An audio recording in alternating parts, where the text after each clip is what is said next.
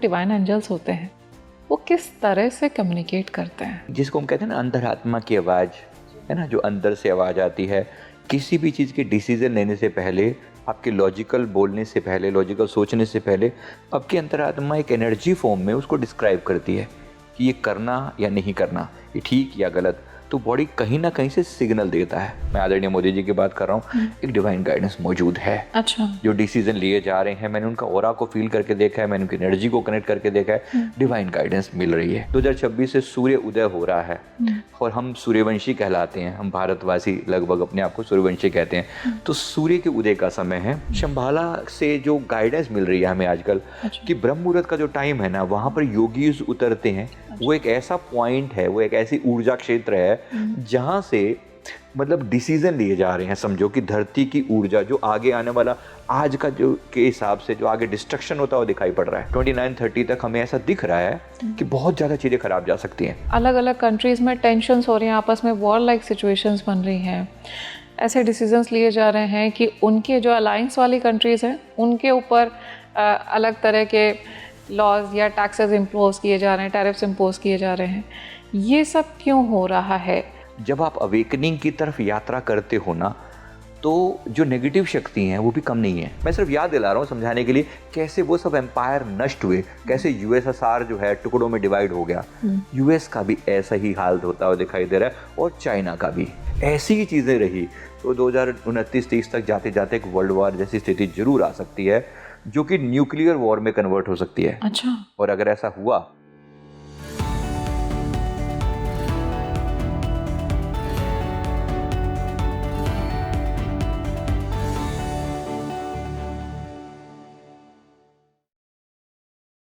दैवीय शक्तियाँ हमें किस तरह से गाइड करती हैं, कैसे मैसेज देती हैं? क्या जिस तरह से डिवाइन एंजल्स एक इंडिविजुअल को गाइड करती हैं वैसे ही वो नेशन को भी गाइडेंस देती हैं? ऐसा क्यों हो रहा है कि विश्व स्तर पर हमको बहुत सारी परिस्थितियाँ विपरीत दिशा में जाते हुए दिख रही हैं और भारत का आगे का आने वाला फ्यूचर अगले 5 से 7 सालों का क्या होने वाला है? आज हमने इन सभी बातों को इस पॉडकास्ट में डिस्कस किया है। जो भारतीय बाहर रह रहे हैं, दूसरे देशों में रह रहे हैं, क्या उन्हें अलर्ट रहने की आवश्यकता है या पलायन की स्थिति भी देखने को मिल रही है? क्या कुछ सल्यूशन हो सकता है आज के इस तरह की ग्लोबल अनरेस्ट का? आज हमने इन सभी बातों को इस पॉडकास्ट में डिस्कस किया है। हाय फ्रेंड्स, आप देख रहे हैं स्पीकिंग ट्री पॉडकास्ट और मैं हूं आपके साथ आपकी सहयात्री माधवी। आज इस पॉडकास्ट में हमारे साथ जो मेहमान जुड़े हुए हैं बहुत ही खास हैं, क्योंकि आप उन्हें पहले भी देख चुके हैं और आप उन्हें बहुत पसंद भी करते हैं। मैं बात कर रही हूँ स्पिरिचुअल गाइड, लाइफ कोच और PLR expert Sanjeev Malik sir की। आइए बहुत बहुत स्वागत करते हैं उनका। Very warm welcome on Speaking Tree today sir. जी प्रणाम। आपके सभी दर्शकों को मेरा प्रेम नमन। अभी जब हम ऑफ द कैमरा डिस्कशन कर रहे थे सर, इतना कुछ हो रहा है, इतना कुछ देखने को मिल रहा है। डिवाइन मैसेजेस भी आप बता रहे थे कि बहुत कुछ मिले हैं। उसको लेकर के मैं आगे बढ़ना चाहूँगी। पहले तो मैं ये समझना चाहूँगी ऑडियंस के लिए कि जो डिवाइन एंजल्स होते हैं वो किस तरह से कम्युनिकेट करते हैं? देखिए, डिविनिटी सब हर इंसान में मौजूद है, डिफ़ॉल्ट है। हम सब डिवाइन ही हैं, यहाँ धरती पर आके एक रोल प्ले करने के लिए आए हैं।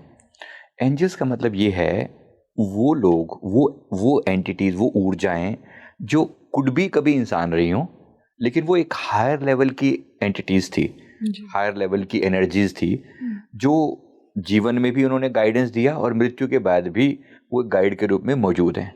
फॉर एग्जाम्पल, मैं भगवान बुद्ध की एनर्जी से कनेक्टेड हूँ, तो उनकी ऊर्जा मुझे तब भी फील होती थी। मेरे पहले के कई जन्म, मैं अपने लगभग 200 पिछले जन्म देख चुका हूँ, 200 प्रीवियस पास्ट लाइफ्स। तो मैंने करीब 30,000 से ज़्यादा लोगों के पास्ट लाइफ देखे हैं, जो सामान्य लोगों के। सच में? तो अपना भी ऑब्वियसली मैंने देखा ही है, तो अपना देखने पे पता चला कि मैं इनसे पहले से गाइडेड हूँ। ऐसे करके आज भी मेरे लिए वो एक एंजल की तरह मौजूद हैं। अच्छा। इसी तरह से हर एक व्यक्ति के साथ कभी किसी देवी देवता की आपने पूजा की थी, कभी किसी देवी देवता की आपने साधनाएं की थी, वो सब आपके एंजल्स के रूप में होते हैं और कॉन्स्टेंटली आपको गाइड करते हैं। तो इसके अलावा आपके जो पितृ होते हैं बड़े, वो भी कभी गाइड बन सकते हैं। ये सब आपकी ऊर्जा के रूप में मौजूद होते हैं। अब ये कैसे गाइड करते हैं? नॉर्मली इनके गाइड करने का अपना एक तरीका होता है। मतलब बेसिकली एक जिसको हम कहते हैं ना अंतरात्मा की आवाज़, है ना, जो अंदर से आवाज़ आती है किसी भी चीज़ के डिसीजन लेने से पहले, आपके लॉजिकल बोलने से पहले, लॉजिकल सोचने से पहले, आपकी अंतरात्मा एक एनर्जी फॉर्म में उसको डिस्क्राइब करती है कि ये करना या नहीं करना, ये ठीक या गलत। तो बॉडी कहीं ना कहीं से सिग्नल देता है। तो ये एक तरीके से उनकी गाइडेंस होती है। जी। और भी कुछ सिम्टम्स होते हैं, जैसे अगर आप कोई डिसीजन लेने जा रहे हो, आपको मंदिर की बेल्स की आवाज़ साउंड सुनाई दे तो कुड भी एक पॉजिटिव साइन है। कहीं से फेदर दिखाई दे, पॉजिटिव साइन है। कोई फ्रेग्रेंस आ जाए, पॉजिटिव साइन है। कहीं पर कोई फूल वगैरह दिख जाए, ऐसा कुछ जो आपको फील कराएं कि हाँ एंजल्स आपके आसपास में है, तो एक पॉजिटिव साइन के रूप में होता है। वास्तव में हमारी अपनी ही डिविनिटी है, अपनी ही दिव्यता है, लेकिन किसी न किसी माध्यम से हमें वो कनेक्ट कर पा रही है। इनको हम एंजल बोल देते हैं, इनको हम परमात्मा के रूप में। और भारत देश में अगर एंजल्स कनेक्ट नहीं करेंगे तो फिर कहाँ कनेक्ट करेंगे। हम स्पिरिचुअलिटी के सिरमौर हैं, रहे थे, आज भी हैं और सदा रहेंगे जी। बाकी दुनिया को जहाँ ढूंढना पड़ता है, हमारे यहाँ पर एक लोअर से लोएस्ट लेवल पर काम करने वाले व्यक्ति को भी कहीं ना कहीं थोड़ा ज्ञान आत्मा के लेवल का है, जानता है कि नैनम चिंतन्ति शस्त्राणि, कहीं ना कहीं लोग कनेक्ट करते हैं। तो इतनी तो नॉलेज है। अब रही बात कि हाँ हम अपनी उस चीज़ को थोड़ा सा और पहचान सकें कि मेरे आसपास में एंजल्स हैं और मुझे गाइडेंस मिल रही है। एक बार हम उससे स्टेप आगे बढ़ना शुरू करें और एंजल्स की चीज़ों को एक्नॉलेज करना शुरू करें, उतनी उतनी ये गाइडेंस और बढ़ती चली जाती है। तो व्यक्ति थोड़ा सा अपने साथ कनेक्ट कर पाए और एक प्रेयरफुल वे में अगर आप डेली प्रेयर करना शुरू करें कि मुझे गाइडेंस मिले। मुझे नहीं लगता कि शायद कोई भी ऐसा व्यक्ति हो जिसको गाइडेंस ना मिलती हो। तो सबके पास वो गाइडेंस मौजूद है। बस आपको थोड़ा सा साइलेंट होकर, रिलैक्स होकर, अपनी भागदौड़ की दुनिया से शांत होकर थोड़ा भीतर बैठकर देखना होता है, सुनना होता है अंदर की आवाज़, and you can listen to that. तो सर, आपने कहा कि इंडिया में लोग ज़्यादा स्पिरिचुअली इंक्लाइंड हैं, इसलिए एंजल्स उनसे इजीली कनेक्ट करते हैं और इंडिया ऑलरेडी स्पिरिचुअली अनरिच्ड है। तो क्या ऐसे में जो देवी देवता हैं, माता रानी हैं, महादेव हैं, ये भी हमको इंटरनली गाइड करते हैं? डेफिनेटली। पूरे इंडियंस को कहें या ओवर इंडिया को कहें, भारत को कहें, तो हमारे भारत देश को भी गाइडेंस मिल रही है। आप देखिए ना, भारत के सबसे बड़े स्पिरिचुअल सेंटर जो दुनिया के कहीं पर भी हैं, मैंने एस्ट्रल ट्रैवल करके कई बार शरीर से बाहर निकल कर यात्रा करके देखा है। अच्छा। तो उसमें एक चीज़ क्या दिखाई पड़ती है, जैसे आप आउट ऑफ बॉडी जाते हो, और नॉर्मली हमारे ये ट्रैवल रात के टाइम होता है जी। तो धरती पे जैसे एक अंधकार जैसा है समझो, और एनर्जी लेवल पर तो वैसे ही एक अंधेरा मानते हैं, लेकिन कुछ ऐसे पॉइंट हैं जो एकदम एनलाइटेंड दिखाई पड़ते हैं। अच्छा। एक स्पिरिचुअल व्यक्ति की नज़र से जब हम देखते हैं ना चीज़ों को, ठीक वैसे ही जैसे आप प्लेन से कभी आप देखते हो तो ये दिख रहा है, ये शहर है और शहरों के बीच में एक डार्क सा स्पेस है। लगभग पूरी दुनिया एक डार्क स्पेस जैसे दिखाई पड़ती है। बीच में कुछ कुछ पॉइंट ऐसे हैं जो बहुत ज़्यादा एनलाइटेंड दिखाई पड़ते हैं। अच्छा। हमारे जो जैसे शक्तिपीठ लगा लीजिए, जो 51 शक्तिपीठ हैं वो भी, और जो 12 ज्योतिर्लिंग हैं वो भी, इसके अलावा अन्य भी स्थान हैं। भगवान श्री विष्णु जी के सुंदर पावन मंदिर हैं, हमारे 4 जो हैं मुख्य जो तीर्थ हैं, है ना, ये सब एनलाइटेंड प्लेसेस हैं, ऊर्जा से भरपूर प्लेसेस हैं। तो डेफिनेटली जहाँ पर भगवान के इतने स्थान मौजूद हैं वहाँ गाइडेंस क्यों नहीं होगी? मौजूद है, गाइडेंस मिलती है। और अगर सोच के देखा जाए स्पिरिचुअल लीडर के रूप में भी या ओवरऑल लीडर्स के रूप में भी, हमारे जीवन पॉलिटिकल लीडर्स भी जिन्हें हम कहें, वो भी कहीं ना कहीं आज के समय में तो डिवाइन गाइडेड है। मैं आदरणीय मोदी जी की बात कर रहा हूँ, एक डिवाइन गाइडेंस मौजूद है। अच्छा। जो डिसीजन लिए जा रहे हैं, मैंने उनका ऑरा को फील करके देखा है, मैंने उनकी एनर्जी को कनेक्ट करके देखा है। डिवाइन गाइडेंस मिल रही है, डेफिनेटली मिल रही है। डिवाइन गाइडेंस डायरेक्टली मिल रही है 100%। उनके पास चीज़ें मौजूद हैं, उनके पास ऊर्जाएं मौजूद हैं, उनके पास लगातार सिग्नल मिलते रहते हैं। वो जो भी करते हैं कहीं ना कहीं उनके पास डिवाइन गाइडेंस है। मैंने उनके ऑरा को फील करके देखा है। तो सारी दिव्य शक्तियाँ कनेक्ट करती हैं, सारी दिव्य शक्तियाँ कहीं ना कहीं पावर देती हैं, ऊर्जा दे रही हैं। तो गाइडेंस मिल रही है, पूरे देश को गाइडेंस मिल रही है। और आप देखिए पिछले 10 सालों में जो चीज़ें हुई हैं, शायद वो बहुत एक डिफरेंट लेवल पर हुई हैं।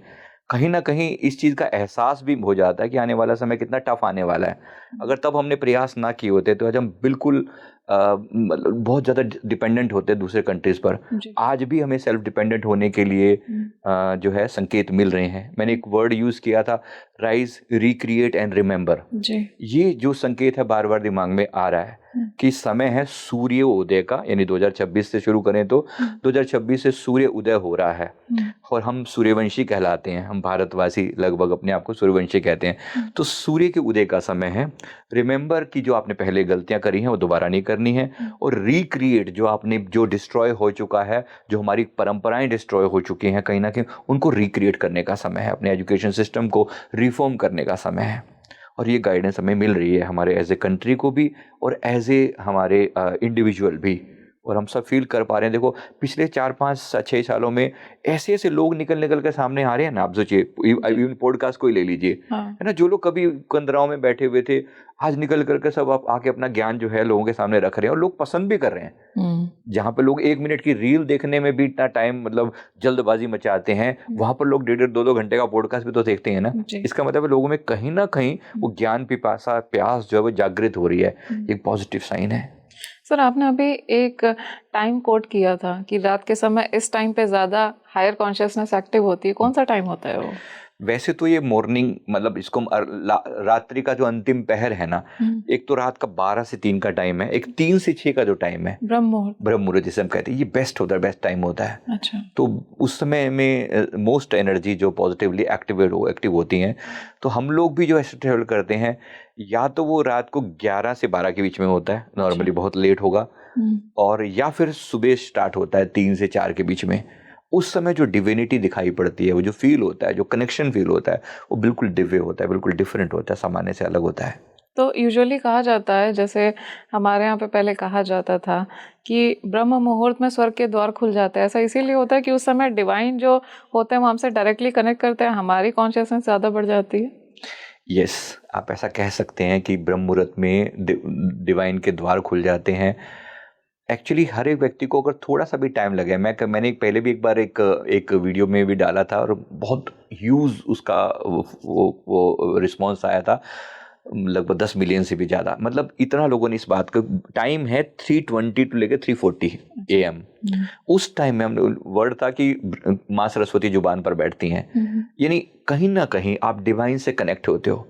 मैं लोगों को कहता हूँ, आपकी जो भी समस्या हो ना, एक बार थोड़ा जल्दी उठकर संकेत दो परमात्मा को, थोड़ा संकेत दो, प्रार्थना करो कि मेरी ये समस्या है, एंजल्स मेरी हेल्प करो मुझे इससे बाहर आने में। जैसे ही आप झुकना शुरू करते हो ना, डिवाइन गाइडेंस उतरनी शुरू हो जाती है।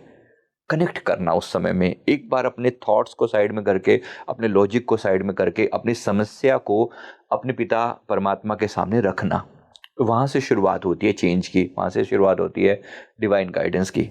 तो एंजल्स का मतलब क्या है? एंजल्स अगर मेरी डे टू डे लाइफ में सहायता नहीं कर सकते, मुझे डिवाइन गाइडेंस नहीं दे सकते, तो फिर उनके होने का कोई अर्थ नहीं है ना। तो वही एक व्यक्ति के लिए हमारी सलाह होती है कि आप अगर कुछ भी और नहीं जानते ना, पहली चीज़ है ब्रह्म मुहूर्त में उठना शुरू करो। अच्छा, वहाँ से एक शुरुआत होती है। फिर डीपली कनेक्ट होकर प्रार्थना करना शुरू करो, अपने ईगो को डिसोल्व करते हुए आप कनेक्ट करो और कहो कि मेरी ये समस्या है और मुझे ये करना है, या मेरा ये गोल है। अगर समस्या नहीं है तो गोल है, तो उस गोल में मेरी सहायता करो। All divine angels will be there to help you out. आप पाएंगे कि छोटी छोटी चीज़ों में हेल्प मिलनी शुरू हो जाती है। आपके भी जो व्यूअर्स हैं देख रहे होंगे, तो मैं उम्मीद करता हूँ आप सबको भी डिवाइन गाइडेंस जरूर प्राप्त होती है ना, होती है और होती रहनी चाहिए। और अगर हमें नहीं तो फिर किसे? मुझे तो लगता है इस पॉडकास्ट के थ्रू, आपके थ्रू ही हमारी ऑडियंस को काफ़ी डिवाइन गाइडेंस मिल रहा है। सर, जरूर मिलनी चाहिए। सर, अभी हम बात कर रहे थे, जैसे आपने बोला कि कुछ नेशनल लीडर्स हैं, उनको डिवाइन गाइडेंस डायरेक्टली मिलती है, उसके अकॉर्डिंग वो काम करते हैं। तो क्या ये डिवाइन गाइडेंस कलेक्टिव कॉन्शियसनेस की तरह भी चलती है? यानी कि साइमल्टेनियसली अगर किसी नेशन को उठाना है, उसका उत्थान करना या उसको गाइड करना है, तो मल्टीपल चैनल से वो डिवाइन गाइडेंस उनको मिलेगी, क्योंकि उस नेशन को वो डिवाइन पावर जो है आगे ले जाना चाहती है। देखो, ओवरऑल जो डिवाइन पावर्स है ना, वो किसी नेशन को एज सच फेवर नहीं करती, ये फेवर करती है मानवता को, या जो इनको दिखता है कि आगे आने वाला कोई टफ टाइम है। भारत के बारे में सबसे बड़ी बात यह है कि भारत, इनको भी पता है, हम विश्व गुरु के रूप में अपने आप को आज भी ये वर्ड यूज कर रहे हैं, और सदा से हम जानते हैं कि स्पिरिचुअलिटी में संसार को अगर किसी ने भी कोई ढंग की राह दिखाई है तो वो भारत है। और भारत में इसीलिए इतनी दिव्य शक्तियों का आगमन भी होता रहता है। तो गाइडेंस प्राप्त हो रही है। देखो ऐसे हम जैसे जो साइकिक लोग हैं, जो थोड़ा बहुत कनेक्टेड लोग हैं, जी। ये कनेक्शन जो है क्या सबके पास है वर्ल्ड में? क्या सबको उपलब्ध है? क्या चाइना में बैठे एक व्यक्ति के लिए भी इतना आसान होगा, या रशिया में बैठे किसी व्यक्ति के लिए भी इतना ईजी होगा? शायद नहीं। फर्क है, थोड़ा थोड़ा फर्क है। आपको एक माहौल भी चाहिए जो सपोर्ट करे उस चीज को। तो वो माहौल क्रिएट हो गया है, अभी हो चुका है कहीं ना कहीं। आप जो, अगर मैं इसको, सनातन को प्रोटेक्शन मिल रहा है, सनातन एक पावर में आ रहा है, एक्टिवेट हो रही है, लोगों की सोई हुई चेतना कुछ जागृत हो रही है। कोई कनेक्ट करे तो सही ना। अब एथिस्ट जो लोग कंट्रीज हैं या लोग हैं, उन्होंने पहले से ही माना हुआ कि परमात्मा है ही नहीं, है ना। तो जब है ही नहीं तो कनेक्ट कैसे करेंगे? और जब कनेक्ट नहीं करेंगे तो जाहिर सी बात है उन्हें गाइडेंस भी कहाँ से मिलेगी? अब कोई तो हो जो सर झुकाना जानता हो, है ना। हमारे आदरणीय प्रधानमंत्री जी या बाकी लोगों को भी देखते हैं, वो कहीं ना कहीं एक आस्था तो है ना। हमने उस आस्था के कारण ही इतनी बड़ी चीजों को छोड़कर एक राम मंदिर के लिए इतना संघर्ष किया, और फिर आज वो एक आस्था का केंद्र बनकर उभरा। कितना एफर्ट लगाया गया है बाकी मंदिरों को भी डेवलप करने में, क्योंकि ऊर्जा का सेंटर है वो, केवल हमारे लिए नहीं, पूरे वर्ल्ड के लिए। और हमने सदैव वसुधैव कुटुंबकम की धारणा को लिया है। हमने कभी ये नहीं कहा कि हम जिए और बाकी सब मर जाएं, हमने कभी नहीं कहा। सभी के लिए सर्वे भवन्तु सुखिनः हमने नाम दिया है। तो जब वहां से हम कनेक्ट करते हैं ना, तो ये एक चीज हमें कलेक्टिव कॉन्शियसनेस के रूप में भी गाइड करती है। और मैंने पहले भी एक बार जिक्र किया था शंभाला के बारे में, मैंने बोला था शंभाला से जो गाइडेंस मिल रही है हमें आजकल, कि ब्रह्म मुहूर्त का जो टाइम है ना, वहां पर योगीज उतरते हैं। वो एक ऐसा पॉइंट है, वो एक ऐसी ऊर्जा क्षेत्र है जहां से मतलब डिसीजन लिए जा रहे हैं। समझो कि धरती की ऊर्जा जो आगे आने वाला, आज का जो के हिसाब से जो आगे डिस्ट्रक्शन होता है वो दिखाई पड़ रहा है। अच्छा। मतलब वर्ल्ड वॉर 3 के बारे में हमने थोड़े से प्रेडिक्शन के बारे में मैं बोल रहा हूँ कि 29-30 तक हमें ऐसा दिख रहा है कि बहुत ज्यादा चीजें खराब जा सकती हैं। तो जब पूरे विश्व को लेकर, पूरे विश्व को लेकर, मतलब वर्ल्ड वॉर 3 की काइंड ऑफ की एक वर्ल्ड वॉर जैसी स्थिति आ सकती है। आज भी तो देखिए ना, 2026 में भी चीजें इतनी खराब है ना कि अभी भी मतलब 2 कंट्री जैसे भिड़ने पर तुले हुए हैं। और ट्रम्प की इस हरकत ने तो काफी चीजें एकदम कैओस सा मचा के रख दिया है। तो जब इतना आज ये माहौल है, अगले 2-3 साल में कहाँ जाने वाला है? तो कहीं ना कहीं एंजल्स भी देख पाता है कि इतना मास डिस्ट्रक्शन हो सकता है। जब उनको ये दिखाई पड़ता है तो क्या वो बचाने का उपाय नहीं करेंगे कि मानवता इतनी एकदम नष्ट हो जाए पूरी की पूरी? कौन चाहेगा? इनमें भी ऐसे एंजल्स होते हैं जिन्हें हम अर्थ एंजल बोलते हैं। अर्थ एंजल्स का मतलब ये होता है कि ये लोग पूरी अर्थ को प्रोटेक्ट करने के लिए बने हैं। इनमें से एक जो है हमारे गणपति जी हैं। अच्छा। राइट। तो गणपति जी का उनका एक कार्य है पूरी अर्थ को प्रोटेक्शन देना। इसके अलावा आप सोचते हैं भगवान श्री विष्णु जी को हम पालन करता बोलते हैं, है ना। पालन करता का मतलब क्या है कि सृष्टि पे कोई भी संकट आए तो आप एक्टिव रहिए, है ना। तो एक्टिव कहीं ना कहीं हमारे मंदिरों में जो हम पूजा कर रहे हैं, जगन्नाथ जी के मंदिर में जो प्रार्थना हो रही है, या बाकी सब मंदिरों में हम सब की जो कलेक्टिव कॉन्शियसनेस है, हम जो बार बार ओम नमो भगवते वासुदेवाय करते हैं, क्या ये हमारी प्रार्थना भगवान तक नहीं जा रही? और क्या डिस्ट्रक्शन होने के बाद भगवान जागेंगे? नहीं, ऐसा नहीं है। वो जाग चुके हैं, वो सदा ही जागृत हैं, है ना। वो एक्टिव हैं। और हम सबके कलेक्टिव कॉन्शियसनेस को कौन गाइड कर रहा है? क्या सच में कॉन्शियसनेस का स्तर ऊंचा नहीं उठा है? मुझे लगता है कि बहुत उठा है। कम से कम कोरोना टाइम के बाद 2020-21 के बाद एक मैसिव चेंज दिखाई पड़ा है। मैंने अपने उसमें जो बहुत ज्यादा देखा है कि जो लोग कभी सुनते नहीं था ना बात, अब पीपल आर लिसनिंग। लोग जो कभी मेडिटेशन नहीं करते थे वो कर रहे हैं। जो कभी भी जो एकदम संसार में खोए रहते थे, धीरे धीरे लोग सोच रहे हैं कि भाई मेरा क्या, मेरा अपना भी कुछ, अपनी मुझे मृत्यु के बाद मेरा क्या। मतलब ओवरऑल जब आप कॉन्शियस हो जाते हो अपनी ग्रोथ के बारे में, अपनी सेल्फ, अपनी केवल आप ईगो के बारे में ही नहीं सोच रहे हो, अपनी केवल आप बाहरी चीजों के बारे में नहीं सोच रहे हो, आप अपनी पर्सनल और स्पिरिचुअल ग्रोथ के बारे में जब एक्टिव हो जाते हो, तब डेफिनेटली ये मानना चाहिए कि हमारे पास डिवाइड गाइडेंस मौजूद है। और हमें इंडिविजुअल भी गाइडेंस मिल रही है और कलेक्टिवली भी एक गाइडेंस आ रही है, और हमारी लीडरशिप को भी गाइडेंस प्राप्त हो रही है। सर आपने ये तो बोला सर्टेनिटी से कि भारत को तो डिवाइन गाइडेंस मिल रही है। भारत के अलावा क्या और भी देश हैं जिनको डिवाइन गाइडेंस इस समय प्राप्त हो रही है? डेफिनेटली है। ऐसा नहीं है कि बाकी सब बिल्कुल जीरो है, बिल्कुल भी नहीं। सबके पास कहीं ना कहीं पावर तो है। मतलब आप देखिए, इसमें ऑस्ट्रेलिया कंपेरेटिवली जो शांत कंट्रीज हैं, न्यूजीलैंड, इसके अलावा आप देखो बाकी जगह पर भी वियतनाम और ये वाले पार्ट है, मतलब जो लोअर बेल्ट है इंडिया की ईस्टर्न साइड में, कहीं ना कहीं तिब्बत वाला एरिया, ये सब कनेक्टेड हैं। थोड़ा बहुत तो कनेक्शन को कहीं ना कहीं है। हर कंट्री को कहीं ना कहीं स्पिरिचुअल गाइडेंस होती है। पर जब आप ये है ना कि जब आप अपने ईगोइस्टिक मोटिव्स को उन डिवाइन गाइडेंस से ऊपर उठा के बैठ जाते हो, है ना, तब चीज़ें बिल्कुल बदल जाती हैं। आप डिवाइन गाइडेंस का मतलब क्या है, आपको हिंट दिया जाता है कि ये डिस्ट्रक्शन का मार्ग है, now don't go proceed ahead in this way. तो कहीं ना कहीं जब आप उसे इग्नोर करना शुरू कर देते हो तो फिर उसके लिए डिवाइन गाइडेंस भी पीछे हट जाती है, भी ठीक है जो तुमने करना करो, क्योंकि कुछ चीज़ें ऐसी हैं जो विनाश के बाद ही समझ में आती हैं। तो इसलिए मैंने अमेरिका के बारे में बोला कि इस समय विनाश की राह पर है। ऐसा नहीं कि वहाँ पे गाइडेंस नहीं है, ऐसा नहीं है कि बिल्कुल सब खत्म, बिल्कुल भी नहीं है ऐसा, बट एटलीस्ट जो टॉप लीडरशिप है वो दिमाग एकदम अलग ही टाइप में जा रहा है। तो नेगेटिव शक्तियों का भी तो है ही ना, जब जितनी पॉजिटिव एनर्जी मौजूद होती है उतनी ही मात्रा में कहीं ना कहीं इक्वली उसको नेगेट करने वाली ऊर्जा भी मौजूद होती है। बस आप देखिए, आप झुकना जानते हैं, आप सपोर्ट किसको करते हैं, आपका मन किसको सपोर्ट करता है, आप उस डिवाइन गाइडेंस को कहीं भी एक्सेप्ट कर रहे हैं या फिर अपने ईगो में ही बैठे जाए हैं, राइट। अब ट्रम्प जैसे व्यक्ति को और हमारे मोदी जी को फॉर एग्जांपल एक लेवल चेक करके देखिए, एक व्यक्ति जो झुका हुआ है, सरेंडर्ड है कहीं ना कहीं सुप्रीम के प्रति, लेवल डिफरेंट होगा। एक व्यक्ति जो अपनी ईगो में है ना, किसी देश के प्रेसिडेंट को पकड़ के अपने यहाँ पर ले आकर इगोइस्टिकली बताता है कि देख मैंने ऐसा किया, मैंने वैसा किया, नहीं, इतना नहीं। जब आप ऐसा कोई भी नियम तोड़ते हो प्रकृति का, प्रकृति फिर छोड़ती नहीं है, फिर उसका भी अपना एक तरीका है चीज़ों को डील करने का। सर, ये जो ग्लोबल अनरेस्ट देखने को मिल रहा है इस समय, जैसे अभी आपने बोला कि अलग अलग कंट्रीज़ में टेंशन्स हो रही हैं, आपस में वॉर लाइक सिचुएशंस बन रही हैं, ऐसे डिसीजंस लिए जा रहे हैं कि उनके जो अलायंस वाली कंट्रीज़ हैं उनके ऊपर अलग तरह के लॉज या टैक्सेस इम्पोज किए जा रहे हैं, टैरिफ्स इम्पोज किए जा रहे हैं। ये सब क्यों हो रहा है? इसके पीछे क्या ये जो ईगो कॉन्शियसनेस है, जिसकी अभी हम ऑफ द कैमरा डिस्कशन कर रहे थे कि वो 3D में ईगो कॉन्शियसनेस आपने बोला ये बढ़ रही है, इसलिए ऐसा है? यस, ओवरऑल अगर आप इसको कहा जाए तो देखो, एक अवेकनिंग का टाइम है। जब आप अवेकनिंग की तरफ यात्रा करते हो ना, तो जो नेगेटिव शक्ति हैं वो भी कम नहीं है, उनकी भी पावर फुल एक्टिव होती है।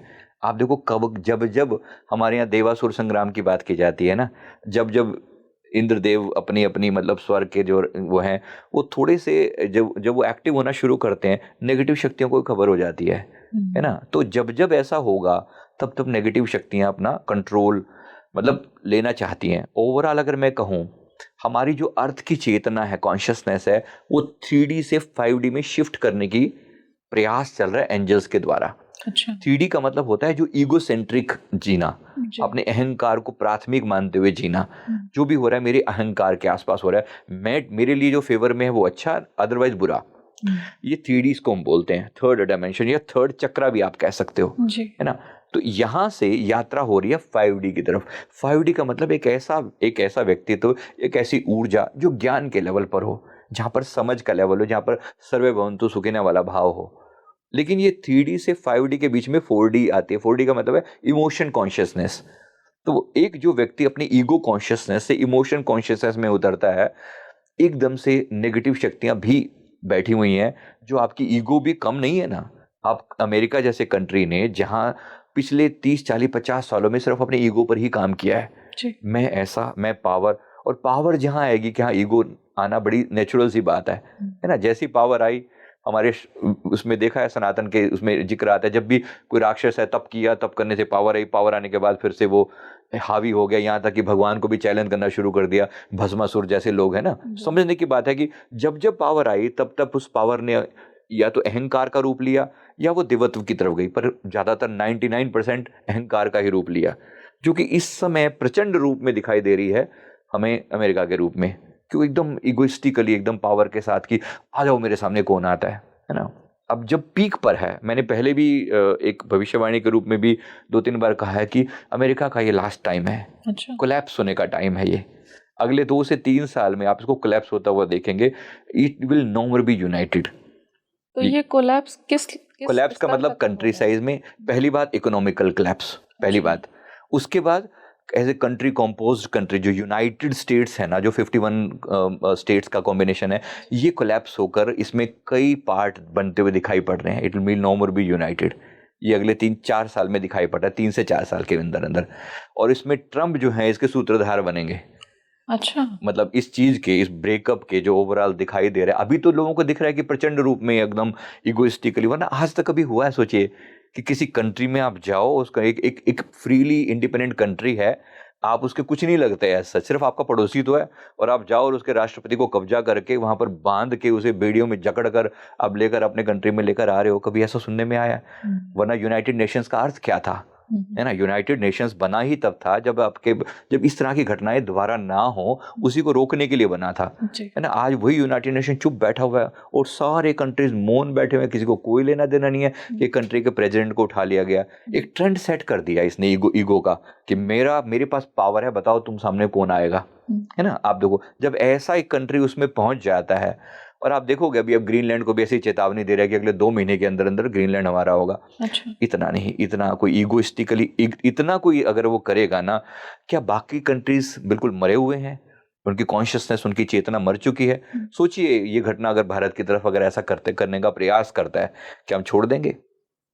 जाहिर सी बात है, हमारे पास अपने न्यूक्लियर वेपन्स हैं, एक कितनी मिसाइल्स हैं, कितनी पावरफुल सिस्टम्स हैं। कोई भी कंट्री जो अपनी सोवरेनिटी में एक गौरव अनुभव कर रहा है, वो क्यों सरेंडर करेगा तुम्हारे सामने? और क्यों? जी और जीने दो हमारा सदा का प्रिंसिपल रहा है, लेकिन कोई व्यक्ति इस प्रकार से, कोई कंट्री या कोई व्यक्ति इस प्रकार से दूसरे की सीमाओं में इन्वेड करने का प्रयास करता है, तो प्रकृति सोई नहीं रहती। आप किसी के इतना अहंकारी ना हो जाएं कि हम किसी को भी अपने सामने कुछ समझे ही ना।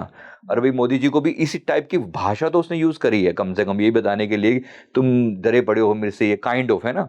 ये हमारा ओपोजिशन भी उसी को सपोर्ट कर रहा है। कहने का मतलब ये है कि ये डिस्ट्रक्शन के लास्ट साइन होते हैं, इकोनॉमिकल कोलैप्स। आप और मैं ऑन कैमरा में बोल रहा हूँ, आप अमेरिका को कोलैप्स की तरफ जाता हुआ देखोगे ऑलरेडी भी इतने ट्रिलियंस का डेट है, तो आपको पता ही होगा, तो कोई वेल नोन एक बात है। तो ये दिखने की ओवरऑल जो दिख रहा है, ये उसमें वे में भी, मतलब एज ए मैं कहूँ कि कंट्री जो है उस वे में भी कोलैप्स करेगा, जो कि इकोनॉमिकल कोलैप्स है। उसके बाद साथ साथ में आप देखोगे कि इसकी जो ओवरऑल सोवरेनिटी, जो ओवरऑल जो एक कॉम्पोजिशन है ना, उस पर भी आप चेंज आता हुआ देखोगे। और ट्रंप इसके सूत्रधार हैं। जब आप अहंकार में एकदम पीक पर चले जाते हो, तो उसके बाद तो फिर विनाश तय होता ही होता है। तो ये 3 से 4 साल में आपने कहा कि ऐसा होगा। यस सर, अभी ये जो भी ग्लोबल अनरेस्ट चल रहा है, पॉलिटिकल अनरेस्ट चल रहा है, टर्मोइल देखने को मिल रहा है, आगे आने वाले समय में अगर मैं पूरे विश्व की बात करूं, किस तरह का सिचुएशंस देखने को मिल रही हैं? कैसे गाइडिंग एंजल्स आपको क्या मैसेज दे रहे हैं कि क्या कुछ होने वाला है? देखो, जो मैसेज आ रहा है, आप ओवरऑल देखो तो अगर मैं पूरे वर्ल्ड के एंगल से कहूँ ना, चेंज, इतने बड़े लेवल का चेंज दिखाई पड़ रहा है। जैसे अभी तो वॉर का ही टाइम, लोगों का माइंडसेट वैसा बना पड़ा है जी। जब आपने ऐसा थीम सेट कर दिया है कंट्री ने, अगर मैं एज अमेरिका कहूँ, कल को चाइना या बाकी कंट्री भी ऐसा ही करेंगे, ऐसा ही करते हुए दिख रहे हैं। मतलब कि आप सोचो, कल चाइना ताइवान पे अटैक करके उसके प्रेसिडेंट को पकड़ के लाके ऐसे कर दे तो, है ना, कौन रोक सकता है? क्या अमेरिका जो अब तक हर चीज में इंटरफेयर किया करता था, क्या वो कर पाएगा? जब उसकी खुद का ही दामन ऐसा दागी है, दूसरे को कैसे रोक पाएगा वो? तो सोचने की बात यह है कि आपने एक नया एग्जाम्पल सेट कर दिया। दिख यही रहा है कि अभी तो ये डिस्ट्रक्शन का टाइम है। मतलब ओवरऑल जो है कंट्रीज आपस में भिड़कर, आपस में जो ओवरऑल जो ग्लोबल कॉन्शियसनेस जो है, वो एक तरफ चेतना का उदय हो रहा है, एक तरफ पॉजिटिविटी भी एक्टिवेट हो रही है, एक तरफ ज्ञान का उदय हो रहा है। यहाँ हम कह रहे हैं कि सनातन राइज पे है ना, हमारे भारत का सनातन जो है वो राइज पर है, ये हमें ये भी दिखाई पड़ रहा है। But at the same time हमें ये भी दिखाई पड़ रहा है कि जो नेगेटिव शक्ति हैं वो भी कम नहीं है। और वो ऐसे माइंडसेट जो पहले से ही नेगेटिव हो, उस माइंडसेट के अंदर ये चीज़ को एक्टिवेट करना कितना मुश्किल है? बड़ा इजी है। जो ईगो वाले उसमें है, थोड़ा सा भी स्पार्क जो है उस ईगो को तुरंत एक्टिवेट कर देता है ना? सर, आपने बोला कि नेगेटिव शक्तियां इस समय एक्टिव हैं, क्योंकि अगर कहीं ना कहीं पॉजिटिव एनर्जीज हैं तो नेगेटिव भी हैं। तो नेगेटिव शक्तियां एक्टिव हैं, तो अगर मैं ग्लोबली देखूं, ये जो डिस्ट्रक्शन की तरफ बढ़ रहा है विश्व, तो ये सर्टेन है या इसका कोई सोल्यूशन भी है? देखो, आज की जो एनर्जी है वो इस टाइप की है कि आज की एनर्जी तो डिस्ट्रक्शन को ही इन्वाइट कर रही है एज ऑफ नाउ जी। पर ऐसा नहीं है कि कभी भी कोई इंडिकेशन यूनिवर्स की तरफ से जब आता है तो वो ये बताने के लिए आ रहा है कि सब खत्म होने वाला, नहीं, ऐसा नहीं है। कहीं ना कहीं वो एक इंडिकेशन होता है कि जाग जाओ, अवेक हो जाओ, और जो तुम कर सकते हो वो करो। जाहिर सी बात है, मैं जाके अमेरिका का प्रेसिडेंट का दिमाग नहीं बदल सकता, ये मेरा काम नहीं है जी। लेकिन जो मेरा काम है, मैं अपने प्रीव्यू में खुद को बदल सकता हूँ। जो लोग मुझसे जुड़े हुए हैं, मैं उनके माइंड पे पॉजिटिव इन्फ्लुएंस कर सकता हूँ, जो कि मैं कर भी रहा हूँ। हर रोज प्रयास अपने लेवल पर जारी है। सिमिलरली तो जो भी प्रयास किया जा सकता है वो किया जाए। हम अगर मैं अगर एज ए एक अवेकन सोल के बारे में कहूँ तो मैं अपनी तरफ से जो प्रयास कर सकता हूँ मैं अपनी तरफ से करूँ, लेकिन कुछ चीज़ें तय हैं। आज की एनर्जी ये बता रही है, प्रेडिक्शन का मतलब क्या होता है, आज की एनर्जी अगले 2-3 साल, आज के हिसाब से अगले 2-3 साल में क्या होता हुआ दिखाई पड़ रहा है जी। तो वो डिस्ट्रक्शन की जो एनर्जी है ना वो एकदम फुल्ली एक्टिव है। आपने बाकी भी लोगों से कहीं ना कहीं ये सुना ही होगा कि 3 से 4 साल के अंदर कहीं ना कहीं एक बहुत बड़े लेवल का मैसिव जो है पॉपुलेशन को ख़त्म करने वाली स्थिति आ सकती है। मैं डरा नहीं रहा हूँ किसी को, ना ही मैं कोई ऐसा कह रहा हूँ कि सब खत्म हो जाएगा, लेकिन आज की एनर्जी ऐसी है कि ऐसा होता हुआ फील हो रहा है कि ऐसा हो सकता है ना, जिसमें इवन इतना भी कहा जा रहा है कि 70% तक पॉपुलेशन जा सकती है।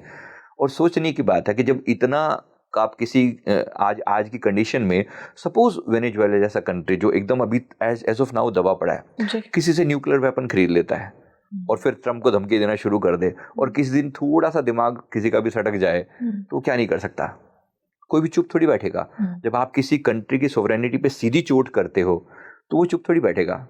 ऐसे ही सपोज इन्होंने कोई हमारे जैसे किसी जो जिसके अंदर एक सेल्फ रिस्पेक्ट, एक सेल्फ एस्टीम डेवलप्ड है, ऐसे किसी कंट्री से पंगा ले लिया, छोड़ देगा क्या? कोई भी नहीं छोड़ेगा।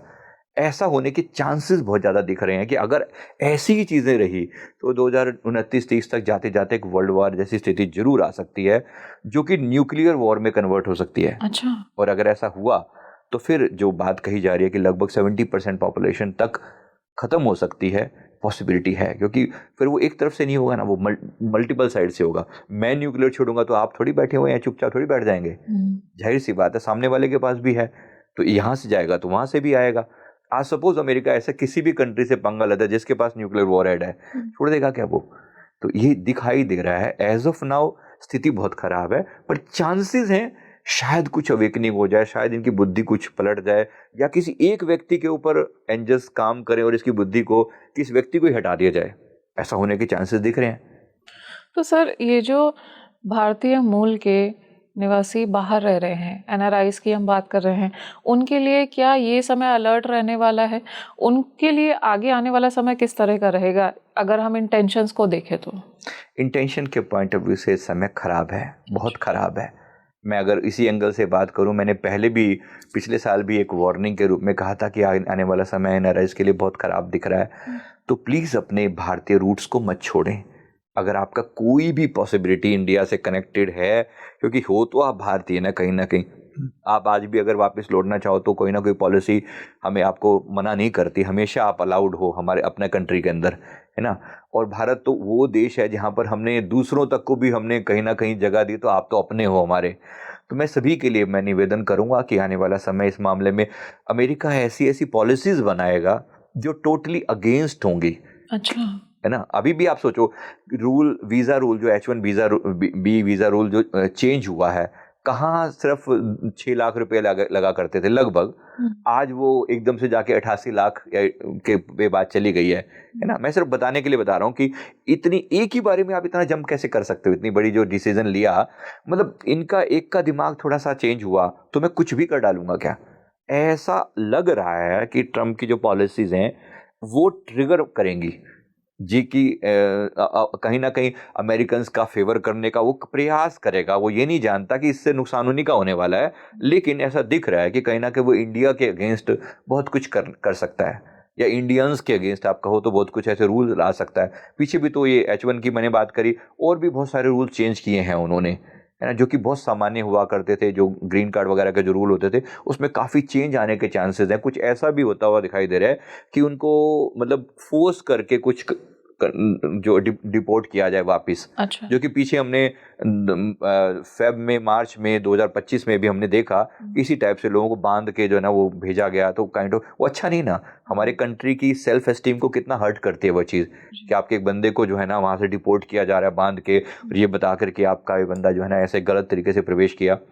कहीं ना कहीं ये तो, अब जो लोग लीगली गए हैं वो तो वो कहेंगे नहीं हमारे लिए तो ऐसा नहीं है, पर हमें ऐसा दिख रहा है। मैं पर्सनली कहूँ तो यस, एज ए मैं साइकिक लेवल पर मैं जिन चीज़ों को रीड कर सकता हूँ, मुझे दिख रहा है कि ये ऐसी कोई गलत डिसीजन ले सकते हैं ट्रंप, ले सकते हैं। क्योंकि एक सनक में आकर जैसे 50% टैरिफ लगाने का डिसीजन क्या उन्होंने किसी से पूछ के लिया था? क्या उनकी कैबिनेट में कोई प्रस्ताव गया था? नहीं, बिल्कुल भी नहीं। बस ऐसे ही सुबह उठा और एकदम से दिमाग में आया कि इंडिया के ऊपर टैरिफ लगाना चाहिए क्योंकि वो रशिया से ऑयल ले रहा है। तो कुछ भी कर सकता है इस टाइप का बंदा। बिल्कुल भी ये बंदा इस समय अपने कंट्रोल में नहीं है और ये डिस्ट्रक्शन को अलाउ कर रहा है। और एक बार यहाँ से ट्रिगर हुआ तो बाकी कंट्रीज भी कोई कम नहीं है। मतलब यूरोप तो इसी का फॉलोअर ही है काइंड ऑफ, ये ऑस्ट्रेलिया और बाकी कंट्रीज भी कोई ऐसा नहीं कि अपनी इंडिपेंडेंट मतलब हमें सपोर्ट बनाए रखेंगे। जगह जगह से आप सुनोगे ऐसी कुछ घटनाएं ट्रिगर होंगी जो इंडियंस के अगेंस्ट एटमॉस्फेयर बनाएंगी। तो मैं ये निवेदन करूंगा कि प्लीज़ अपने भारत देश में अपनी रूट्स बनाए रखिए। अगर कुछ नहीं है तो अभी भी कुछ ज़मीन, कुछ स्थान, कोई फ्लैट कुछ ले लीजिए, कोई थोड़ा बहुत कुछ ना कुछ अपना बेस बना के रखिए। क्योंकि ऐसा होता हुआ दिख रहा है कि बहुत टफ टाइम आ सकता है, बहुत टफ टाइम। कुछ ऐसी पॉलिसीज़ आ सकती हैं जो टोटली आपके वर्क के ऊपर क्वेश्चन लगा सकती हैं, जो आपके वहाँ स्टे को क्वेश्चन लगा सकती हैं। तो ऐसी चांसेस हैं।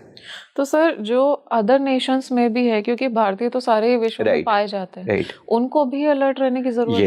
यस, मैंने कहा ना अभी कि जो माहौल यूएस से ट्रिगर होगा वो बाकी सब जगह पर भी अनरेस्ट क्रिएट करेगा, क्योंकि सब कनेक्टेड हैं। एक न्यूज़ जो है वो सेकंडों में स्प्रेड हो जाती है, कोई टाइम थोड़ी लगता है। तो ऐसे चांसेस हैं कि यूरोप में भी सेम घटना उस टाइप की हो सकती है और ऑस्ट्रेलिया इत्यादि में भी ये भी।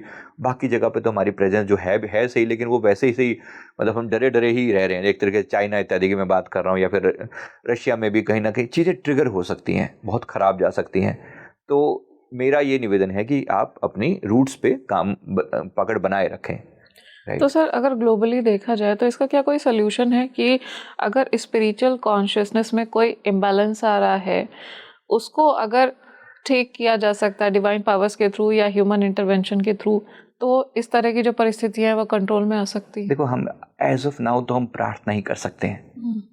आप सोचिए ना, मैं क्या अमेरिका के प्रेसिडेंट को जाके कुछ सीख दे सकता हूँ? क्या वो लर्निंग मोड में है? क्या वो सीखना चाहेंगे? नेवर, नहीं है ना। इस समय वो सीखने वाली बुद्धि ही नहीं है उनकी, जब ईगो इतना ज़्यादा प्रधान हो चुका है। ठीक रावण के समय की याद करिए ना, कितने लोग गए, कितनी एडवाइस दी गई, सब उनके भाई विभीषण तक ने एडवाइस दी, लेकिन किसी की सुनी? उसी को उठा के रिजेक्ट कर दिया। या आपने तो विनाश काले विपरीत बुद्धि जो होती है ना, वो एक चरम सीमा आती ही आती है।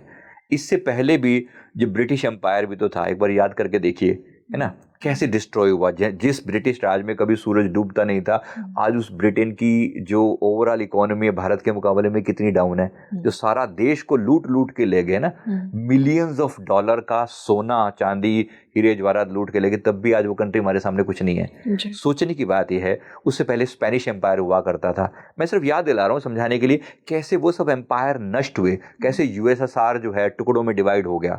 यूएस का भी ऐसा ही हाल होता हुआ दिखाई दे रहा है, और चाइना का भी। एक समय के बाद आप देखेंगे, और ये अगले 3 से 4 से 5 साल के अंदर आपको दिखाई पड़ेगा। ये जो डिस्ट्रक्शन है ना, जो व्यक्ति भी अपनी एनर्जी को सिर्फ दूसरे को कंट्रोल करने में लगा रहा है, ईगो की एनर्जी जब भी होती है ना, ईगो हमेशा एक दिन तो होता ही फॉल डाउन होता ही होता है। ये पूरे वर्ल्ड की वो चीज़ है।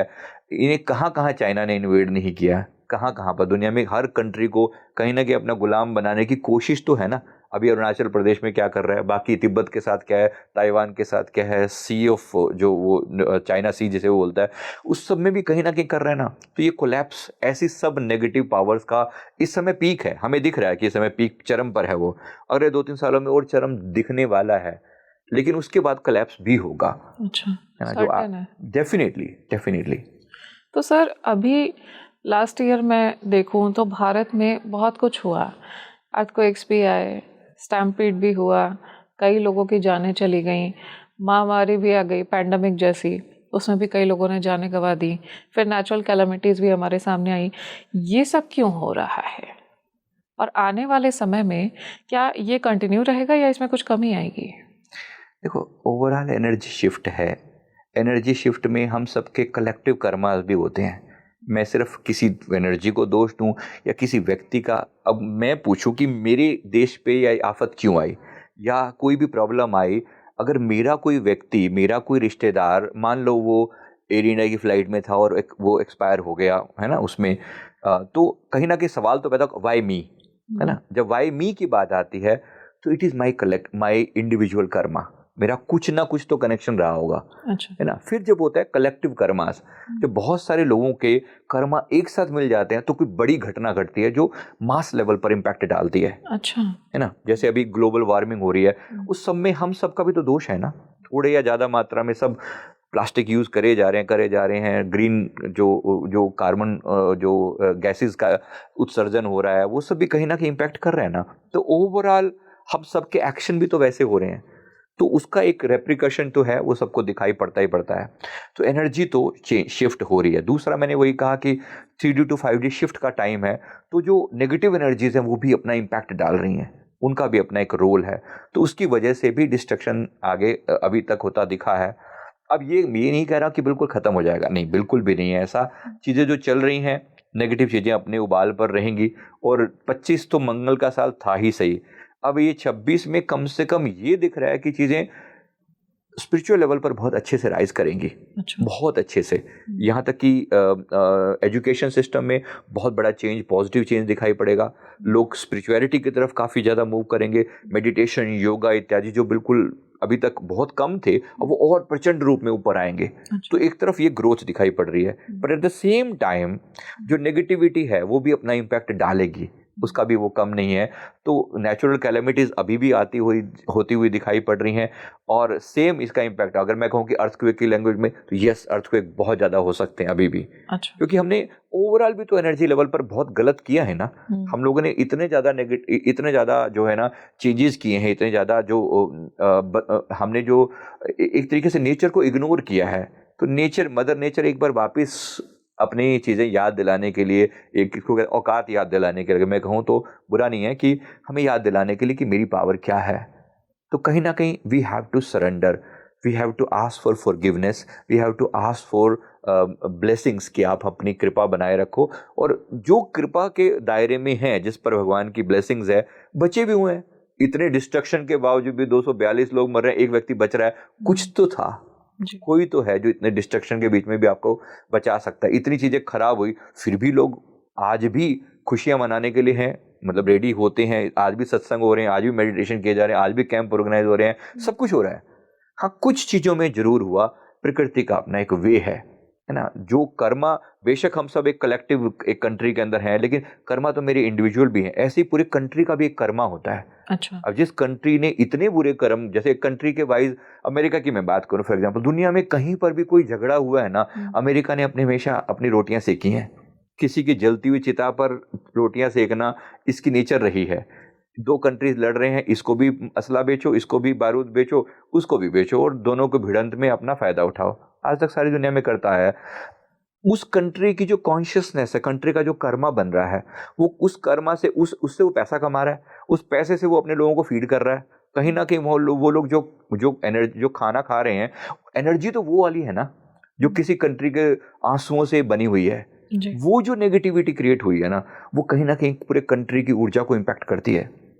वो कहीं ना कहीं कर्मा क्रिएट करती है। और कर्मा का हमेशा सिद्धांत ये है कि जैसा दोगे, जैसा बोओगे, वैसा काटोगे, है ना। तो होगा ही होगा।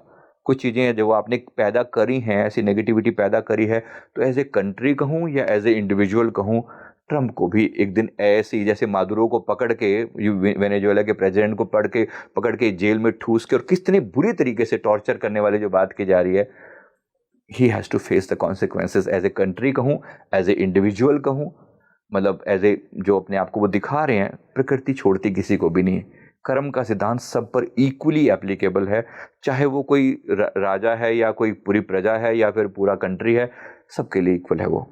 भारत में जो प्रकृति का एक प्रकोप देखने को मिला है, या मैं बोलूँ कि प्राकृतिक आपदाएं देखने को मिली हैं, प्रकृति खुद चेतना मानी जाती है, तो क्या ये प्रकृति खुद में एक बैलेंस मेंटेन करने की कोशिश कर रही है? क्योंकि हम लोगों के कर्म आचरण कहीं ना कहीं एज अ ह्यूमन अभी गिरते हुए दिख रहे हैं। एक तरफ जो आपने बोला कि स्पिरिचुअल इंक्लिनेशन बढ़ रहा है, लेकिन दूसरी तरफ आचरण भी गिरते हुए दिख रहा है, इसलिए ऐसा है। जी, दोनों ही बातें हैं, ये बिल्कुल सही है बात। उसी कंट्री में हम सभी तो रह रहे हैं ना, जी। है ना। जहाँ पर हम ग्रोथ की बात कर रहे हैं, जब भी एक पॉजिटिव साइड होती है तो उसका ऑपोजिट भी जरूर होता ही होता है। जहाँ पर हम कह रहे हैं कि हाँ, लोग बैठ के भक्ति में जा रहे हैं, सत्संग में जा रहे हैं, मेडिटेशन की तरफ मूव हो रहा है, वहीं पर भी आप सोचिए दूसरी तरफ कितना ज़्यादा भ्रष्टाचार, कितना ज़्यादा पाप भी तो बढ़ता ही चला जा रहा है ना। दोनों चीज़ें एक साथ काम कर रही हैं जी। और कंट्री, एक ही व्यक्ति के अंदर भी वो कॉन्शियसनेस के सारे नेगेटिव पार्ट भी मौजूद होता है। वही व्यक्ति एकदम जो है वो प्रेममय भी हो सकता है और वही व्यक्ति एकदम दुश्मन भी हो सकता है। तो सबके अपने अपने कर्मास हैं इंडिविजुअली। अगर मैं कहूँ तो ऐसे अपने भारत में देखिए ना, जहाँ पर लोग कितना ज़्यादा, अब नॉनवेज का प्रचलन कितना कॉमन होता चला जा रहा है। जी। दिन में ऐसे लाखों की संख्या में पशु काटे जाते हैं। क्या उनकी चीख पुकार कुछ नहीं करती होगी? एनर्जी तो है, जी। एनर्जी किसी को नहीं छोड़ती। छोटे से छोटा, बड़े से बड़ा कर्मा कहीं ना कहीं इम्पैक्ट डालता है। अभी कितनी बसें जगह चलती चलती बस में आग लगी सुनने में आ रही है, पूरी की पूरी जो है बिल्डिंग कोलैप्स हो गई, कहीं पर वो पूरी बाढ़ में आकर इतने लोग एक साथ मर गए, पूरी ट्रेन कोलाइड हो गई। ये अचानक तो नहीं हुआ ना, कोई तो था वहां पर ऐसा, जो कुछ ऐसे लोग थे जिनका समय आ चुका था। प्रकृति अन्याय नहीं कर रही है, कोई सोचे कि जानबूझ के टारगेट किया जाए, नेवर नेवर। यहाँ अन्याय है ही नहीं, किसी के साथ भी अन्याय नहीं है। तो जो बुरे से बुरा भी वो हो रहा है ना कहीं उस सब के इंडिविजुअल कर्मास, कलेक्टिव कर्मास मिलकर काम कर रहे हैं। तो पॉजिटिव चीजें अपनी जगह पर और नेगेटिव चीजें अपनी जगह पर। आप सोचिए, जब इतना बड़ा प्लेन क्रैश हो रहा है, उसमें भी एक व्यक्ति बच सकता है। इसका मतलब ये है ना कि वो डिवाइन प्रोटेक्शन आपके पास है, किसी ने तो याद किया हो। अब एक बार याद दिला दूं, जैसे ऐसे ही प्लेन में जब लोग बैठे होंगे, उनको पता थे 20-30 सेकंड का ही खेल था टेक ऑफ होने के बाद। इतनी देर में क्या किसी के मन में नहीं होगा कि वो बैठ के परमात्मा को याद कर रहा होगा? लोग क्या अपनी सेल्फियां ले रहे हैं, कुछ कर रहे हैं, आगे चल के मुझे ये करना है वो करना है, क्या कोई याद करने वाला नहीं होगा?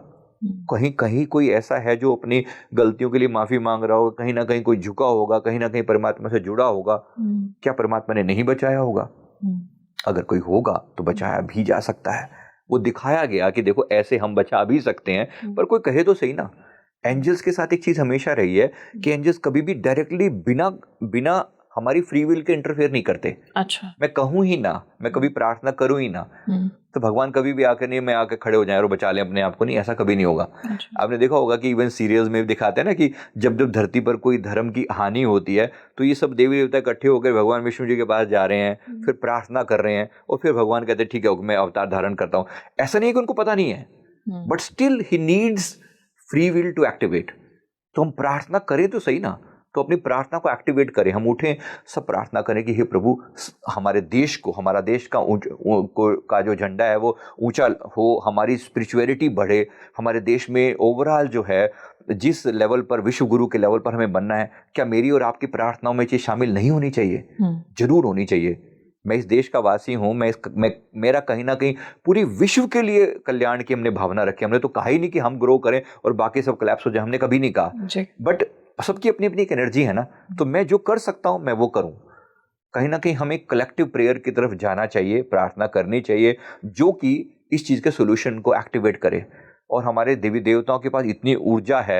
आप सोचिए हनुमान जी के बारे में हम इतनी बातें सुनते हैं कि कभी उन्होंने जब पूरा का पूरा जैसे एक फ्लड जैसी आ रही थी तो उसको रोकने के लिए उन्होंने अपनी तरह से प्रयास किया। इस प्रकार से उन्होंने अलग तरह के डिस्ट्रक्शन से बचाया। जब वो बचा सकते हैं तो हमने प्रार्थना, लेकिन उनको भी चाहिए, उनको कहना पड़ेगा कि हाँ हमें नीड है आपकी सहायता की। कितने लोग एक्चुअली मांगते हैं, है ना? अपने इंडिविजुअली तो हम कह देते हैं, लेकिन क्या अपने कंट्री के लिए हम प्रार्थना करते हैं? हमें करनी चाहिए, अपने भारत देश के लिए भी और सारे विश्व के लिए भी। हमने कहा सर्वे भवन्तु सुखिनः, हमने नहीं कहा कि केवल हमें सुख मिले और बाकी सब दुखी हो जाएं। तो सबके लिए प्रार्थना बनती है। तो अभी की अगर नीड देखी जाए तो हमें ज़्यादा से ज़्यादा ईश्वर की तरफ सरेंडर करने की ज़रूरत है, प्रार्थना करने की ज़रूरत है। Yes, definitely. इसको 3 बातों में, 3 वर्ड में बोलता हूँ, स्माइल, शुक्राना, समर्पण। जी। कि पहली बात तो हम मुस्कुराएं कि हमारे ऊपर कृपा है, ब्लेसिंग्स हैं। शुक्राना करें कि परमात्मा ने बहुत कुछ अभी भी दे रखा है। इस चारों तरफ जब डार्कनेस फैली हुई है, आज भी हमारे अंदर स्पिरिचुअलिटी एक्टिव है। और फिर समर्पण की तरफ कहीं ना कहीं कि हे प्रभु हम पर कृपा करो, ब्लेस करो कि हम सदा सद्बुद्धि की राह पर जाएं। है ना। जो हम गायत्री मंत्र पढ़ते हैं उसका अर्थ क्या है, सोचिए एक बार ना, ओम भूर्भुवः स्वः तत्सवितुर्वरेण्यं भर्गो देवस्य धीमहि धियो यो नः प्रचोदयात्। पूरी बात को ना कहते हुए शॉर्ट में कहूँ तो भाई मेरी बुद्धि को सही दिशा दो, जी। है ना, सही दिशा दो। हम भगवान से बार बार मांग रहे हैं कि मेरी बुद्धि को सही दिशा दो। अगर सारे मिलके, हम भारतवासी सारे मिलके थोड़ी देर के लिए भी, अगर केवल में 11 बार भी इस गायत्री मंत्र की एक फिक्स टाइम पे भी चैंट कर लेना, इतनी पावर पैदा की जा सकती है कि पूरी चीज़ों को डिस्ट्रॉय होने से, पूरी नेगेटिविटी से बचाया जा सकता है। अच्छा। बड़ी से बड़ी चीज़ें जो है ना, जो बड़ी से बड़ी नेचुरल कैलेमिटीज या कोई आफत हमारे देश पर आ रही है, उसे दूर किया जा सकता है अगर हम सब मिलके कर सकें। काश थोड़ी सी चेतना हमारे अंदर एक्टिवेट हो जाए। मैं बाकी कंट्रीज़ की बात करता हूँ, भले ही वो दूसरे धर्म के या बाकी उनकी बात है, मैं किसी को इंडिविजुअली नहीं कह रहा हूँ, बट मैं कह रहा हूँ कि वो लोग भी तो इकट्ठे होकर, एकजुट होकर करते हैं ना। हम नहीं कर सकते क्या? हमारे अंदर वो चेतना कहाँ चली गई है? आज अगर मान लो हमारे आदरणीय मोदी जी घोषणा कर दें कि रात के 9 बजे हर बंदे ने 11 बार गायत्री मंत्र चैंट करना है, क्या हम नहीं करेंगे? शायद हम करेंगे। अगर हमने थोड़ा सा भी एक्टिवेट हो गए ना, मैं गारंटी देता हूँ चीजें बदल जाएंगी। इनफैक्ट ये तो देखा ही गया है, जब डिमोनेटाइजेशन आया था तो बहुत कुछ किया गया था, पैंडेमिक में भी बहुत कुछ किया गया था, सबने एक साथ किया था। राइट। तो सर अभी जो हम बात कर रहे थे ग्लोबल अनरेस्ट की या वर्ल्ड लेवल की, भारत डिस्पाइट कि कितने नेशंस ने ट्राई किया, भारत प्रोटेक्टेड दिखता है, भारत अपनी जगह से हिल नहीं रहा, स्थिर खड़ा है। तो इसके पीछे क्या रीज़न है? क्या भारत को डिवाइन प्रोटेक्शन हासिल है? सारी जितनी दैवीय शक्तियां हैं, चाहे मैं माता रानी की बात करूं, महादेव की बात करूं, विष्णु भगवान की बात करूं, ये सब कलेक्टिवली प्रोटेक्ट कर रहे हैं और भारत में स्पिरिचुअल इंक्लिनेशन ज़्यादा है, इसलिए ऐसा हो रहा है। यस, कहीं ना कहीं सारी बातें ट्रू हैं, डेफिनेटली ऐसा है।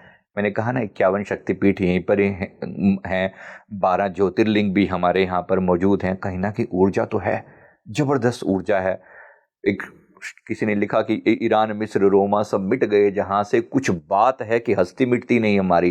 कुछ तो बात है जो हमारी हस्ती नहीं मिट रही है, मिट सकती भी नहीं। कहीं ना कहीं जो आधार है ना, जो फाउंडेशन है वो स्ट्रोंग है। और ये बात सही है कि चारों तरफ दुश्मन बैठे हुए हैं। ओवरऑल ऐसा नहीं कि कोई भी हमारा कोई फेवर करने वाला बैठा हुआ। इधर से चाइना देख लो, इधर से पाकिस्तान देख लो, अमेरिका तो सदा यही सही नेगेटिव, और भी जो नीचे वाले कंट्रीज हैं ये भी कोई फेवरेबल नहीं है ना। श्रीलंका या वो बहुत फेवरेबल नहीं है, बट लेकिन ठीक है, चलो हमने जैसे तैसे करके एक गुडी से रिलेशन सबके साथ बना के रखे हुए हैं। फिर भी ओवरऑल बहुत सारे अटैक हुए हैं, बहुत सारी हमारी सॉवरेनिटी के ऊपर अटैक हुए हैं, लेकिन फिर भी आज हम सर्वाइव कर रहे हैं। और न केवल सर्वाइव कर रहे हैं बल्कि डिफिकल्ट टाइम में हम लोगों की हेल्प भी कर रहे हैं। जब ये कोरोना टाइम में देखो हमने कितने कंट्रीज को अपनी वैक्सीन भेजी है और फ्री गिफ्ट के रूप में दी है। बात छोटी नहीं है, बात बहुत बड़ी है। कहीं ना कहीं वो जो नेचर है ना वो काउंट करती है। हमारी जो नेचर है वो गिविंग की रही है। हमने सब सर्वे भवन्तु सुखिनः की बात कही है, तो जब वो चीज़ आती है ना तो प्रोटेक्शन मिलता ही मिलता है।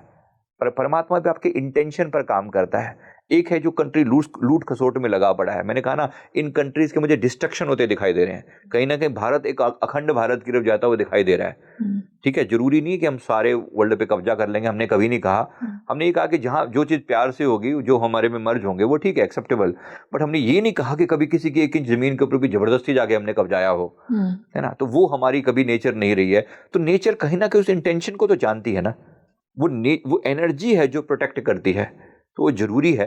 तो सारे ये बेशक हमारे देवी देवता भी हमें प्रोटेक्शन दे रहे हैं, हमारी ओवरऑल इंटेंशन भी हमें प्रोटेक्शन दे रही है। लेकिन अगर मैं इंडिविजुअल की बात करूं, उसी भारत देश में रहने वाला एक व्यक्ति इसका माइंडसेट नेगेटिव है, उसको सजा भी हो रही है। एक कोई नेचुरल कैलेमिटीज आ रही है, बाढ़ में वो उसका घर बह रहा है, कुछ मर रहा है, वो उसके इंडिविजुअल कर्मा भी हैं। अच्छा। उसी जगह पर हम ओवरऑल बात कर रहे हैं तो हमारे ग्रोथ भी हो रही है। देखिए कहाँ से कहाँ हमारे कंट्री का अगर लेवल पहुंचा है, और आप आगे चलते हुए देखोगे एआई में हम नंबर 1 होने वाले हैं।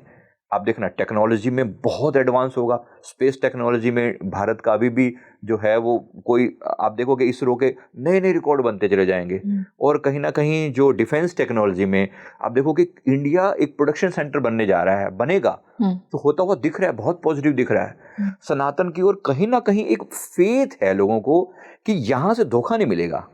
बेशक आज हमारा इंफ्रा उतना स्ट्रांग नहीं है, लेकिन ये बाकी कंट्रीज को भी देखो, अमेरिका या यूरोप या बाकी कंट्रीज भी ना अपना डिफेंस का जो हब बना रहे हैं। आपको पता होगा शायद हमारे यहाँ पर बन रहा है वो। सोचने की बात यह कि इतना भरोसा है ना, हमने कुछ और अभी तक गेन ना किया हो, लेकिन फेथ गेन किया है। भरोसा गेन किया है। इवन हमारे पड़ोसी भी कहीं ना कहीं रिलाय करते हैं कि यहाँ से कुछ तो मिलेगा, कभी भी अनरेस्ट आएगा दुनिया में तो एक कंट्री है जिस पर भरोसा है, और ये भरोसा बड़ी बात है और ये होगा, ऐसा होता हुआ दिख रहा है। ठीक है, स्पिरिचुअलिटी हमेशा जरूरी नहीं कि हम हमेशा बोस्ट करके कहें कि हम हर चीज़ में नंबर 1 हैं, लेकिन हाँ, विश्व गुरु का मतलब ये है कि जब जब कोई समस्या आएगी तो विश्व को समाधान अगर मिलेगा ना तो भारत से मिलेगा।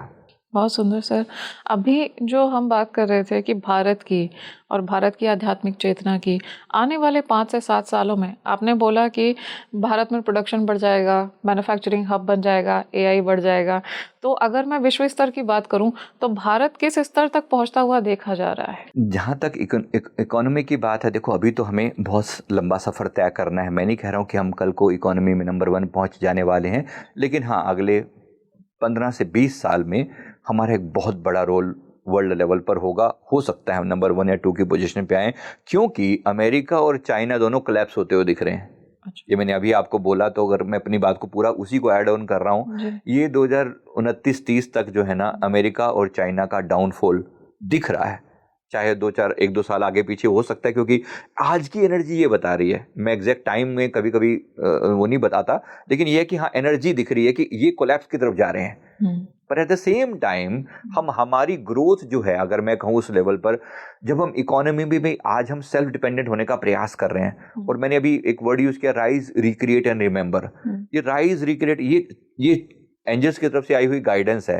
अगर हम रिक्रिएट कर सके अपनी पुरानी नॉलेज को, वैदिक ज्ञान को, और उसको आज के टाइम की चीज़ों में इम्प्लीमेंट कर सकें, जो कि सबसे बड़ा चैलेंज है, बट ये ऐसा नहीं कि हो नहीं सकता, डेफिनेटली हो सकता है। आज भी जो बड़ी से बड़ी टेक्नोलॉजी है, कहीं ना कहीं उसका बेस हमारे वैदिक ज्ञान में देखने को मिल जाता है। तो बेस है, फाउंडेशन है, बस हमने यूज़ ढंग से नहीं किया। तो अगर हम थोड़ा सा उसके प्रति जाग जाएं, प्रयास करें, तो ऐसा होता हुआ दिख रहा है कि एक तो इकोनॉमी में हम एक अच्छे लेवल पर पहुंच सकेंगे, जरूर पहुंचेंगे, व्हाई नॉट। दूसरा, जो हमारा ग्रोथ सेक्टर में कहूँ तो कपड़ा उद्योग में मुझे ग्रोथ दिखाई दे रही है, मतलब टेक्सटाइल में। ओवरऑल जो डिफेंस में बहुत ज़्यादा ग्रोथ दिखाई पड़ रही है अगले 4 से 5 साल में।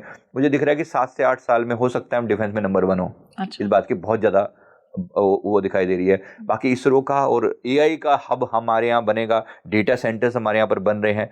कहीं ना कहीं जो आज चाइना जहाँ दिख रहा है ना, ये लेवल इंडिया में जरूर आना चाहिए। हम उस दिशा में बढ़ रहे हैं, बस थोड़ी दिशा ठीक रहे, यानी कि लीडरशिप ठीक रहे। ऐसा दिख रहा है कि अगर ऐसा चलता रहेगा तो अगले 10-15 साल तक हम नंबर 1 होने चाहिए। तो मतलब ग्रोथ रेट भारत का बढ़ना तय है 100%। Thank you so much sir, आप आए, इतनी अच्छी बातें आपने शेयर किया, इतना एनलाइटनिंग डिस्कशन हुआ हमारे साथ में, और प्रेडिक्शंस भी आपने जो दिए हैं, आपके बहुत सारे प्रेडिक्शन सही होते हुए भी देखे गए हैं। एंड आई एम श्योर आगे आने वाला जो समय है 2026 में हम ऑलरेडी खड़े हैं, और ये समय भारत के लिए बहुत ही ज़्यादा उत्थान का समय बन करके आएगा, और इसी तरह से हमें डिवाइन गाइडेंस मिलती रहेगी आपके through. Thank you so much for joining us today. जी, प्रणाम। Thank you. प्रणाम सर। तो दोस्तों, आज हमने जाना कि किस तरह की स्थितियां जो विश्व स्तर पे हमको देखने को मिल रही हैं, इनके पीछे वजह क्या है, दूसरे देशों का आगे क्या भविष्य होने वाला है, डिवाइन एंजल्स हमें किस तरह से गाइड करते हैं। आज हमने इन सभी बातों को इस पॉडकास्ट में, इस डिस्कशन में जाना है। आप मुझे कमेंट सेक्शन में ज़रूर बताइए कि क्या आप भारत को स्पिरिचुअली इंक्लाइंड होते हुए देख रहे हैं, और क्या आपका झुकाव भी अध्यात्म की तरफ बढ़ रहा है। इस वीडियो को ज़्यादा से ज़्यादा लाइक, शेयर और सब्सक्राइब करिए, और इसी तरह से हमें अपना प्यार देते रहिए, खुश रहिए, मुस्कुराते रहिए। आज के लिए अपनी सहयात्री माधवी को दीजिए इजाज़त। नमस्कार।